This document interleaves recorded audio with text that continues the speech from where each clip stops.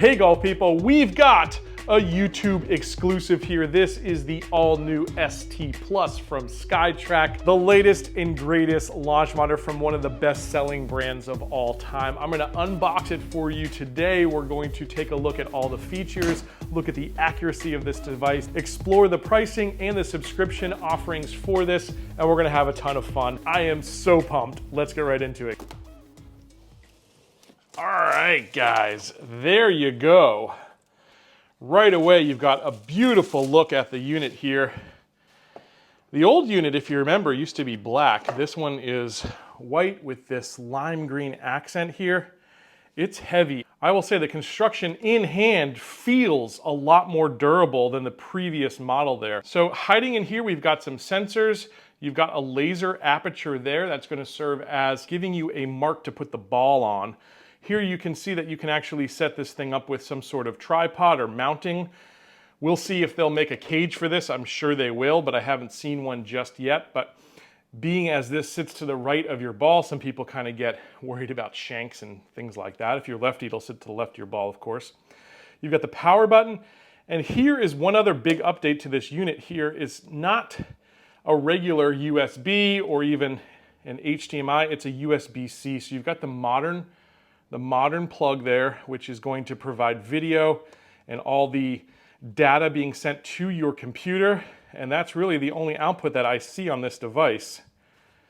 Up top, you've got your power button, your Wi-Fi signal, and the fact that you're ready to take a shot or not. Let's see what else is inside the box here.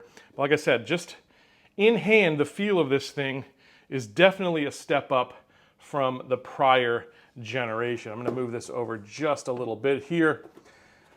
We'll open this part up and it looks like we've got some more goodies hiding underneath. It says we've got the charging block as well as the USB cords in this box here. There you go. Wow, is that actually a brick? That never happens anymore, guys. So huge bonus to actually get us a brick and not have to make us go source one from an iPhone or an old Android phone or something like that. So that's definitely very welcomed. I know it's just the little things, guys, sometimes, the little things. But there you go, that's how you'll charge this. Again, that's USB-C. We've got a longer USB-C cable here. This is, again, what you're going to connect to your computer. And then you've got a shorter USB-C to USB-C. So this one's USB to USB-C. This one USB-C to USB-C. So just depending on your input, they took the time to actually include another cable in there, which is nice. And then we've got our quick start guide here. And that's it. That's what's in the box. Well, as you can see behind me, we have the Skytrak setup. I've got it plugged in via USB. Let's take a quick look though at the settings here inside this new Skytrak Plus app. Here is the main view here on the driving range. We've got the main metrics here. You've got your total distance carry and a total there of your average. You've got your shot number you can cycle through. Down here we've got our launch angle, backspin, ball speed, club speed, side spin, and side angle. Yes, with this system, you will get club path data. And here are some of the advanced settings. You've got launch angle, backspin, descent angle, max height, smash factor, ball speed, club speed, side angle, side spin, club path, face to target, and how many shots we've got left. I guess that is for some competition type stuff. So again, some more metrics here. You got a view over here on the right side of the range itself. This range goes out to 350 yards, and I assume we could probably set some different targets. But over here, you've got your offline, online numbers. You've got your wind speed up here. Up top here, we've got a history. So these are going to be our last sessions. We'll see more of that as we actually create a session here. Again, if you want more of a visual giant display there of the information on screen, you've got it there for each shot. Up here, we've got the settings. So we've got our camera angle. We've got tracers. We can look at all the shots or single shot. We've got the graphics. I have it set to maximum, but you can change the resolution there. Range markers on, showing the center line, which is this line right here. I've got that on. You've got your dispersion circles. We can toggle that on, I think, once after we hit a few shots here, so we'll see what happens. The main distance view, do you want to look at carry or total? I'm actually more concerned with carry, I'll be honest with you. So that changes there to either total with carry underneath or carry there and total down there. That's what that toggle is going to do. Again, our shot dispersion, we'll probably see this toggle highlighted once we actually hit some shots, I'm hoping. Dominant hand, left or right. Ball spin, do you want to get spin axis or side spin? We can change our course conditions here. Right now it's set to firm. I guess they assume people want to get all that roll out, but I'm going to go ahead and set that to normal. You can change some other parameters here like the wind speed, humidity, altitude, that sort of thing. So we'll go with that. I think that should be good. Let's get to work here now and actually hit a couple of shots. This is going to be fun. Now guys, the Skytrak Plus is available for pre-order, and at playbetter.com, the partner of this show, you only have to put $100 down to secure your spot in line. As we've seen in the last couple of years with things like the R10 with the Rapsodo MLM2 Pro, these types of devices sell out really quickly.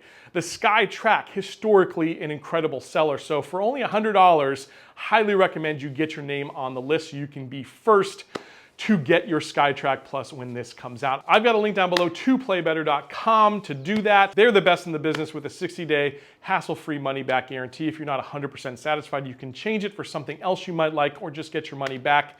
And you'll get this device once it's ready to ship within 48 hours in the continental United States. Their customer service is the best. So if you want to support a good company, you want to support this show, use our links here to buy the Skytrak Plus. Now let's get into the test. All right, so with this Skytrak, you've actually got the laser light pointed down here at the bottom, and it's always recommended to actually point the logo towards that laser. That's going to give you your best chance of getting accurate spin numbers. Now, unlike some of these Doppler devices indoors, an optical device like the Skytrak doesn't require any type of RCT ball. You can use any ball you like.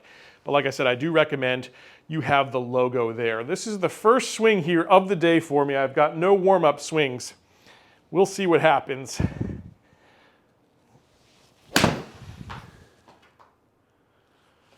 And you can see it took just a second and a half there, maybe 2 seconds to get that shot data. Up top there, I love how the graphics work on this system though. You've got these numbers that are kind of ticking up as you go. That was 130 yards. We've got our launch angle down there. The spin number there is in red, which is interesting. I'm not exactly sure why that is. You got your descent angle, max height, all the important stats there. Then over there on the right, I do like you got a visual there that shot was pulled a little bit left, and you've got your face to target and club path there. So that was really nice. All right, let's get the ball up there again, get it pointed right at the laser. You can see it's about a foot and a couple inches maybe from the device, and then it's back, I don't know, 4 or 5 inches or so from the middle of this device. But that laser is all you need to know. Second shot here. Again, there's just a little bit of a delay there. You kind of wonder if the shot actually registered, but it indeed did register. There we go again, similar to the last shot, pulled it just a little left there. 129 is the carry, total 133. And now we're starting to get some averages there. We've got the average carry at 130. Spin there a little higher, 7110. Descent angle, all that good stuff. Again, it's really nice to have that visual display there on the screen of the club path data. As you can see, that ball landed very close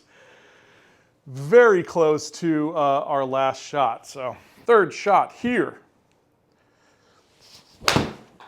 Ooh, and I hit that one thin. So we're going to see a big difference in terms of spin numbers.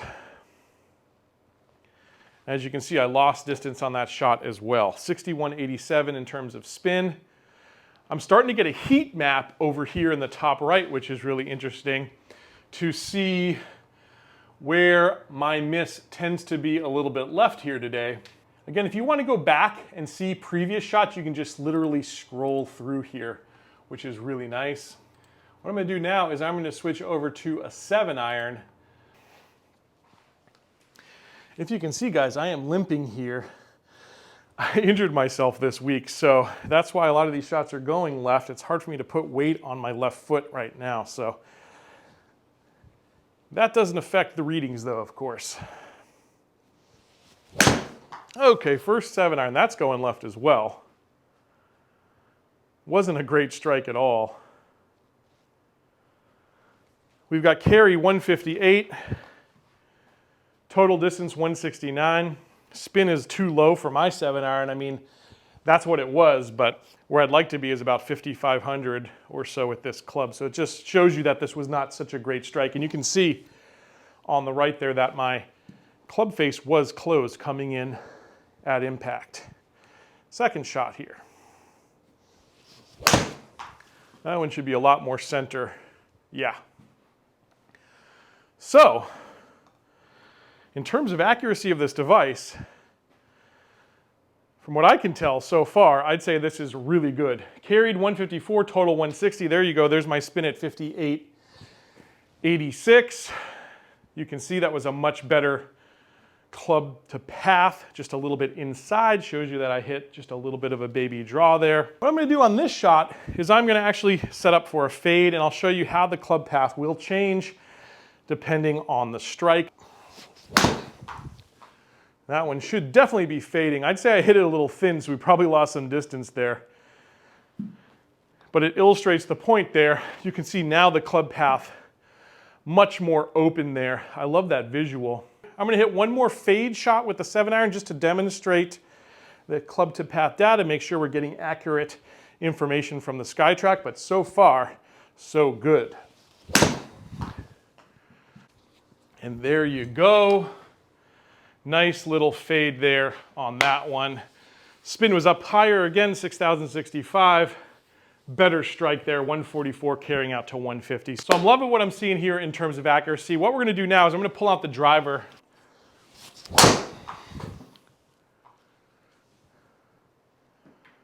Just like yesterday, if you saw my Rapsodo video, we hit the first one there a little right. Just again, not getting the right weight shift here with this injury on my left foot. Hit that 221, rolled down to 242, almost exactly the same as yesterday, although the spin was a little lower than yesterday, 1,985. All right, second shot here with the driver. Let's see if we can straighten this out a little bit. I'd like to see a bit of a draw. That's my normal shot shape. Should be more of a draw. It is a little left of target. I started it, but a little better for carry there as well. 226 rolling out to 245. That's the spin exactly where I like it to be, around the 2100 mark. For me, seems to work well. You got your smash factor there, 1.47, which is measuring basically the quality and efficiency of the strike. The more middle you hit it, you're going to get a better number. With today's clubs, 1.5 is going to be your maximum. And club speed there, 95. I'd say that is spot on. Let's see if we can get it up just a little bit higher here. I'm going to hit one more with the driver. But again, really liking what I'm seeing out of this unit in terms of accuracy.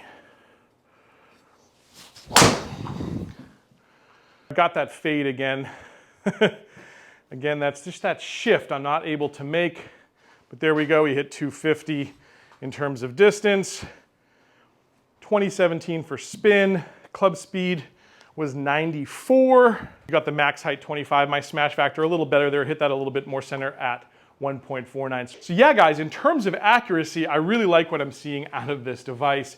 It seems to be dead on in terms of what I would expect for distance, for spin, as well as direction, club path data, all the good stuff that is going to, again, help you improve and really know how you're striking the ball. One little knock here, again, is that a little bit of lag from when you actually hit the shot to when you see the shot data displayed. But that's the trade-off here with an optical device over a Doppler device, is it takes just a second to process those thousands of images per second that the camera is taking, and that's going to improve the accuracy, but it takes just a little bit longer to read the shot. So up to you if that's a big issue or not. For me, it really isn't. Listen, I lived through the dial-up days, for goodness sake, so a second and a half definitely does not bother me. Now, the other nice thing about an optical system is you don't need a ton of space. I'm in a bigger room here. I've got 9 feet to the screen, and I've got a total length of this room 23 feet. But you don't need that much. I'd say you could probably get away with 13 feet, maybe even 10, although I think that's pushing it. But if you've got 13 feet of space lengthwise, an optical device like this Skytrak Plus here is going to be a better choice than a Doppler device because it doesn't need to sit 6 or 8 feet behind you. It sits right next to the ball. So that is a big benefit. The Skytrak always been a great indoor device, but now with this improved build quality, I will be taking it outdoors, and Skytrak promises this new Skytrak Plus is going to be much better outdoors. Now, I do wish this came with a carrying case. That would probably be the icing on top for making it a more mobile unit, but the build quality definitely looks to be improved, and I think it will hold up outdoors. Again, I will test that here in upcoming videos. All right, now let's talk about pricing here with the Skytrak. This is launching at $1,000 more than the original Skytrak, so $29.95 is the new price. And then of course there will be some subscription options for you. We'll go through that here, but I will say they look really reasonable. So out of the box, you're going to get the driving range as well as all of the key metrics, including club path and club face. For those of you that are wondering, you will get that out of the box. If you upgrade to their game improvement package, their first tier of paid subscription at $99.95 a year, just under $100, you'll now get game improvement features, skill building challenges, as well as golf simulator integration, so you can use a third-party app. If you want to step up to their second tier here, they call it the Play and Improve, you'll now add WGT by Top Golf. But if you're just interested in using a third-party app like E6, for instance, or the Golf Club, which are two very popular simulator software, third-party softwares out there, it's going to cost you basically $100 a year to gain access to that. So very reasonable in terms of the subscriptions. It's going to be less than things like the Bushnell Launch Pro. Definitely quite a bit less than what you're going to have to pay with something like the iMini from Unicore. So definitely this is a really solid value in my opinion at $29.95 and $100 or $200 a year depending on your needs. Guys, I'm sure you have a ton of questions, so don't hesitate to leave me a comment down below. I try to answer everything that I possibly can. This is literally my first day with the device, so bear with me. If I can't get you an answer today, I will try to work through it and get you an answer eventually. Guys, I hope you enjoyed this video. I hope you will subscribe to this channel to keep track of all the updates with the new Skytrak Plus, as well as all the brand new equipment and technology coming out here in 2023. This is the place to see it first. Look forward to seeing you again here on another episode of Let's Play Through.